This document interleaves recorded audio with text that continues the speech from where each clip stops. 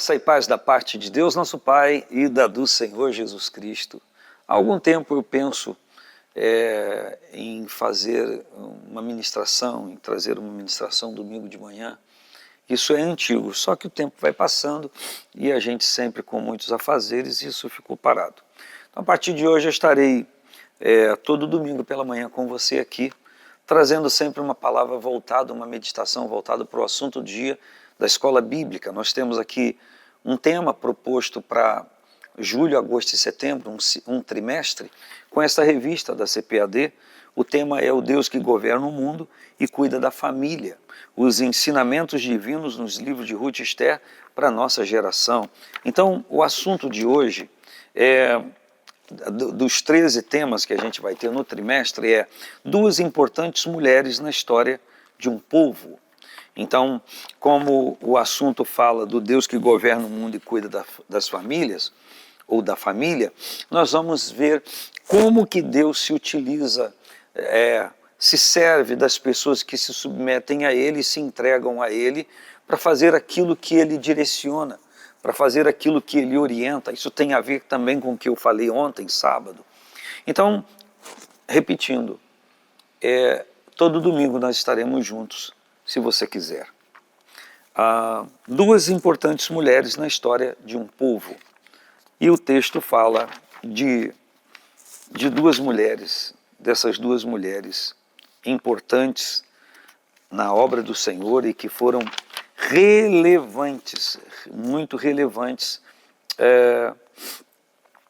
na história desse próprio povo. Fala de Ruth e fala de Esther.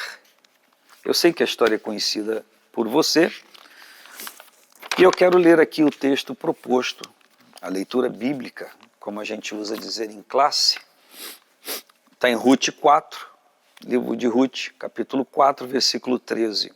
Assim tomou Boaz a Ruth, ela lhe foi por mulher e entrou a ela, teve relacionamento, e o Senhor lhe deu conceição ou concepção, e ela teve um filho. Então, as mulheres disseram a Noemi: bendito seja o Senhor que não deixou hoje de te dar remidor e seja o seu nome afamado em Israel.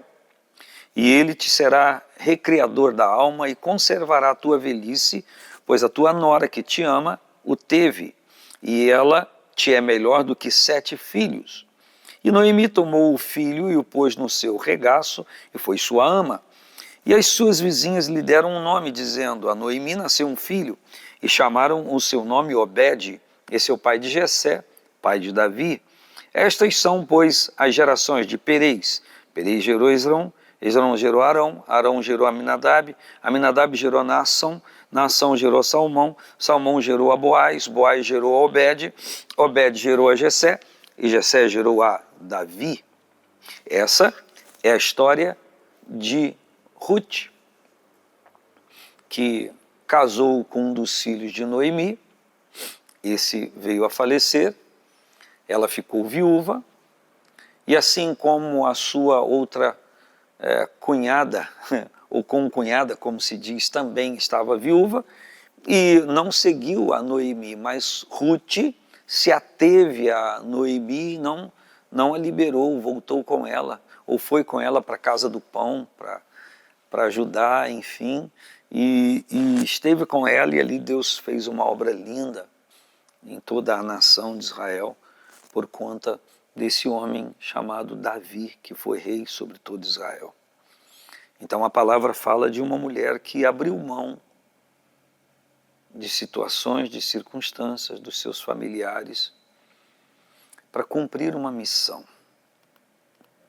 E a obra de Deus através dessa mulher foi tão significante que existe um livro na Bíblia com o seu nome, Ruth.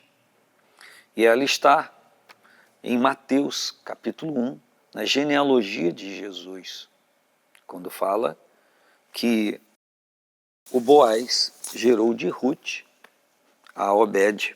Então, essa história é muito relevante, porque nós aprendemos aqui que Deus se utiliza de pessoas, e nesse caso uma mulher, para realizar a sua obra, para cumprir o seu propósito.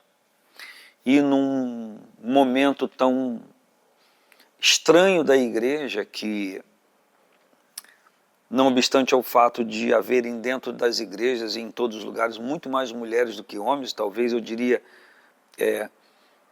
de 100% de pessoas que se assentam em igrejas para cultuar o Senhor, talvez 70 a 75% sejam mulheres, e as mulheres façam um serviço tão substancial na casa de Deus, ainda existem obreiros homens com tanto medo que não admitem, não aceitam, não concebem o papel da mulher na igreja hoje, até para algumas funções específicas, e se utilizam de versículos isolados e de uma história antiga, que tem todo um contexto, mas não sabem do contexto e pegam o versículo cru e nu sem olhar o contexto e a questão histórica, a questão teológica, para aniquilação, para manter uma mordaça teológica nas mulheres, enquanto elas sempre foram usadas por Deus. Quando você lê João, você vê que aos pés da cruz quem estava lá só tinha um homem, João, e tinha lá 3 ou 4 mulheres. E os homens valentões, discipulões, apostolões, tinham vazado. E lá estavam as mulheres servindo. A Bíblia fala de mulheres que serviam ao Senhor com a sua riqueza, com a sua fazenda, que acompanhavam o Senhor. A Bíblia fala de Maria, que, enfim. Mas aqui dentro do texto não fala só de Ruth, aqui fala de Esther também. E eu quero ler o texto de Esther no capítulo 7. Perceba, tem na Bíblia um livro com o nome de Esther. Que legal, né? Vamos lá. Vindo, pois, o rei com Amã para beber com a rainha Esther, disse também o rei a Esther no segundo dia do banquete do vinho: qual é a tua petição, rainha Esther? E se te dará. Qual é o teu requerimento? Até metade do reino se fará. Então respondeu a rainha Esther e disse: se, ó rei, achei graça aos teus olhos, se bem parece ao rei, desse-me a minha vida como minha petição e meu povo como meu requerimento. Porque estamos vendidos, eu e meu povo, para nos destruírem, matarem, lançarem a perder. Se ainda por servos e por servas nos vendessem, calar-me-ia, ainda que o opressor não recompensaria a perda do rei. Então falou o rei Assuero e disse à rainha Esther: quem é esse? E onde está esse cujo coração o instigou a fazer assim? E disse Esther: o homem, o opressor e o inimigo é esse mau Amã. Então disse Amã, então Amã se perturbou perante o rei e a rainha, e o rei, no seu furor, se levantou do banquete do vinho para o jardim do palácio, e Amã se pôs em pé para rogar a rainha Esther pela sua vida, porque viu que já o mal lhe era determinado pelo rei. Esther, uma mulher rainha que se colocou, como diz, na brecha, não se ocultou, se prontificou através de uma exortação do seu tio, do seu primo Mardoqueu, e ela então se expôs a algo que precisava fazer naquele momento. Interessante que a palavra que eu disse ontem a vocês tem muito a ver com isso, tudo que eu estou falando aqui. Como que Deus levanta o espírito de Esther para se prontificar a fazer algo que só ela podia fazer. E tanto no caso de Ruth como de Esther, é Deus trabalhando para conservar o seu povo. No caso de Ruth, para estar na genealogia de Jesus, para suscitar geração. No caso de Esther, para conservação dessa geração, que nesse momento se fez cativo lá em Babilônia, estava com edito de morte. Ruth é usada para que essa geração continuasse e crescesse como cresceu. Esther é usada para conservar uma geração já grande que está vivendo em opressão. Entenda, em todos os dois casos, são duas importantes mulheres na história do povo de Deus. E se fôssemos olhar para essas mulheres antes da rainha Esther chegar à rainha, ela é tão somente uma moça como qualquer outra. Se fôssemos olhar para Ruth, ela era tão somente uma viúva como qualquer outra. Mas quando nós olhamos para a nossa simplicidade, talvez a gente não imagine o que Deus vai fazer, usando a nossa vida como instrumento. Me permita, não com falsa modéstia nem humildade, não é o caso. Mas há 19 anos atrás, eu e minha família, eu e minha esposa, minha família, vivemos uma situação tão complicada. E passaram-se 19 anos. E naquele momento a gente não tinha sequer concepção, entendimento, clareza da razão de tudo aquilo, o porquê de estar acontecendo tudo aquilo. E não precisava esperar 19 anos para ter entendimento da razão. Mas é claro que a cada ano a gente amadurece mais a ideia e pensa de uma forma mais firme sobre o propósito de Deus. E a gente se choca, embora seja um versículo que a gente sempre lembre e repita, que aquilo que o olho não viu, que o ouvido não ouviu, que não subiu ao entendimento humano, são as coisas que Deus reservou para aqueles que o amam. Embora a gente sempre repita isso, os atos de Deus, eles são sempre extraordinários, relevantes, inéditos na nossa vida. Então, exatamente enquanto falo a você e compartilho essa história do Deus que governa o mundo e que cuida da família, eu quero lembrar a você que você não existe por acaso, que há um propósito para com a sua vida. Porém, para que esse propósito se cumpra, eu e você precisamos estar enraizados. Nós precisamos estar enraizados nele. Nós precisamos estar seguros nele, firmados nele. Que as raízes da nossa vida estejam entrelaçadas nesse fundamento que é Jesus Cristo, que é o poder do Evangelho, que é a sua palavra.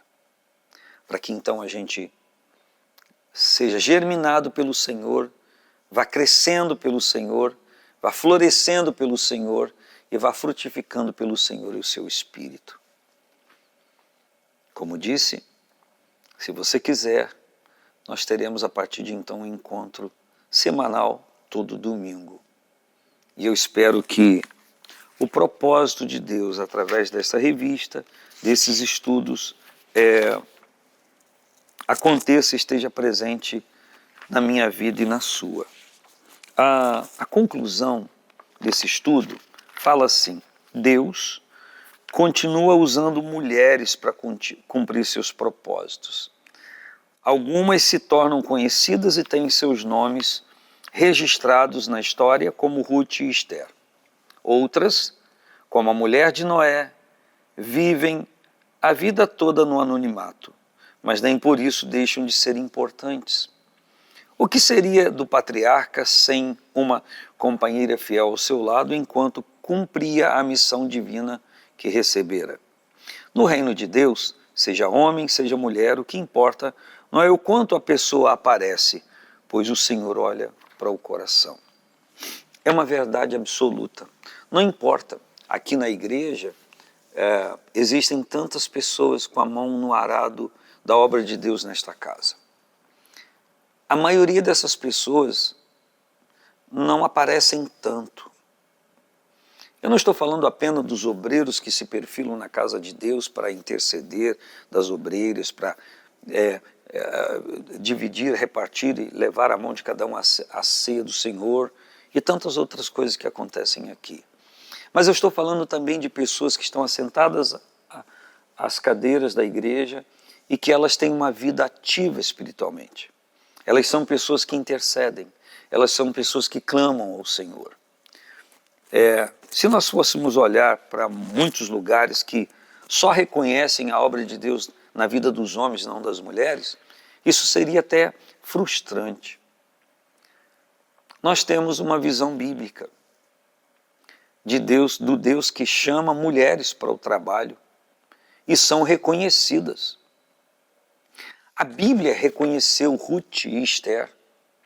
Você sabia que os próprios judeus até hoje reconhecem Ruth, reconhecem Esther como ícones, como pessoas que foram importantes na história do seu povo, assim como Ruth e Esther foram importantes, são importantes, a sua história na história do povo judeu, também o são na história do povo de Deus. São pessoas relevantes. E Deus continua levantando mulheres cheias do Espírito Santo, alicerçadas no Senhor, enraizadas em Deus, com responsabilidade na palavra. O que falta para elas em algum lugar é reconhecimento e até, não o status nominal de uma função, mas que elas estejam naquela função. E aí eu partiria para um outro lado, que não é o meu objetivo aqui, de falar de gente que diz que não há na Bíblia pastora. Você não lê a Bíblia? Essa pessoa não lê a Bíblia? Quem era Rebeca quando o mordomo de Abraão esteve com ela quando estava ainda orando e pedindo a Deus uma orientação de quem deveria levar para ser esposa do seu senhor Isaque? O que ela estava fazendo? O que outras mulheres faziam na Bíblia? Pastoreavam ovelhas, gados de seus pais. Tenho várias na história. Então, se esse ofício foi tirado, se a nomenclatura foi tirada desse ofício, então tem algumas coisas aí. Aí se utilizam de outras palavras, de outros versículos, de outras circunstâncias para endossar seu pensamento. Sabe o que eu acho que há? Medo. Eu acho que há muito medo. Porque a partir do momento que Deus começou a usar mulheres, e começou a usar e está usando até hoje, muitas delas se mostram afirmadas no chamado, muito mais do que alguns homens. Mas o assunto não é para levar para esse lado, só sentir vontade de falar. O Deus que governa o mundo e cuida de família. É esse o assunto que nós estaremos vendo todo domingo pela manhã, nesse tempo como o de hoje. Um grande abraço, paz do Senhor Jesus.